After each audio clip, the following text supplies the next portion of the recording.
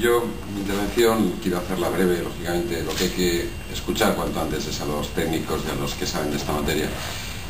Pero la brevedad la quiero centrar en dos puntos que no quiero dejar de destacarlos. Primero y principal, dar las gracias a la Universidad Politécnica de que abra las puertas a través de la Asociación de Investigación en Diseño y Fabricación, sobre todo porque que se hable de fallas en sede universitaria es importantísimo. Importantísimo, como ya se ha empezado a hacer también en la Universidad de Valencia, con el Charraes, Estefan, el gremi de artistas fallers y un grupo de profesores.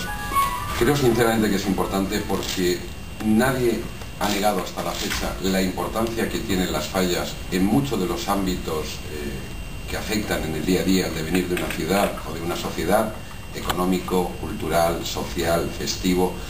En todos los aspectos algo tienen que ver las fallas, pero pocos estudios especializados o a través de especialistas se realizan por parte de los colectivos que tienen la posibilidad de manifestarse respecto a ellos. Yo creo sinceramente que algo en la sociedad tiene importancia en la medida en que las instituciones que la conforman así lo reconocen. Porque lo que es evidente es que existe un hecho objetivo. Las fallas son una fiesta que, lejos de reducirse a los 4 o los 7 días de la semana fallera, genera todo un movimiento sociológico, cultural, económico, turístico. Es decir, podemos hacer un larguísimo listado de elementos que son dignos de ser tenidos en cuenta, cuanto menos para un estudio riguroso que pueda aportar a los profesionales del mundo de las fallas, cuanto menos otra visión, otra manera u otro conocimiento de cómo se puede mejorar en algo la estructura de la fiesta de las fallas. Evidentemente el monumento, que es el eje central, mal que pese a muchos otros que quieren buscar en la fiesta de las fallas otros aspectos, seguirá siendo el eje central. Creo que es importantísimo el conocer todos los elementos que hasta ahora están encerrados en los talleres, o hay determinados artistas que están poniendo en funcionamiento técnicas que, sin embargo, con el paso del tiempo van a acabar prácticamente generalizadas. Yo iba a contar una anécdota muy sencilla y dicha con todo el cariño, de que referente a lo que es la complejidad que tiene en sí el monumento fallero. La gente evidentemente ve la imagen plástica cuando se acerca a una demarcación de una falla o cuando se acerca a ver un monumento, y todo es opinable. Evidentemente todo el mundo emite su opinión, si me gusta, no me gusta, si artísticamente la veo mejor, peor, o me gusta más esta que la otra. Pero la complejidad que hay en la estructura interna de un monumento fallero difícilmente se puede explicar si poco a poco los conceptos que se han utilizado tradicionalmente y que ahora están evolucionando no se ponen encima de una mesa como se va a hacer en estas jornadas.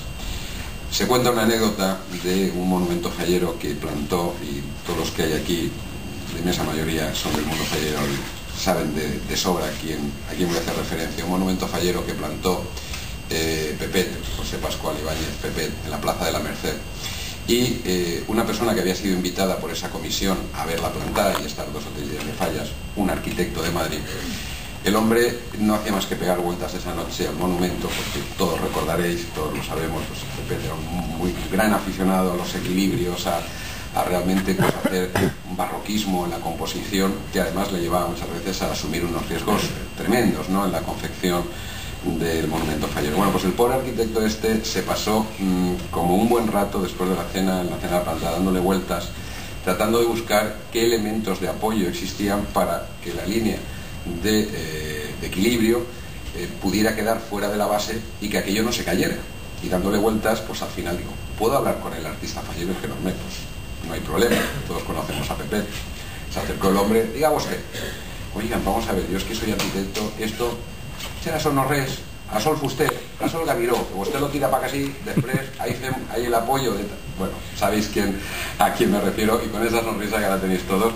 Es decir, la técnica de construcción de fallas a ojos de un profesional de la técnica, de la arquitectura, de los materiales, no le cabe en la cabeza, que evidentemente conociéndola, explicándola, por supuesto que la acabaría entendiendo.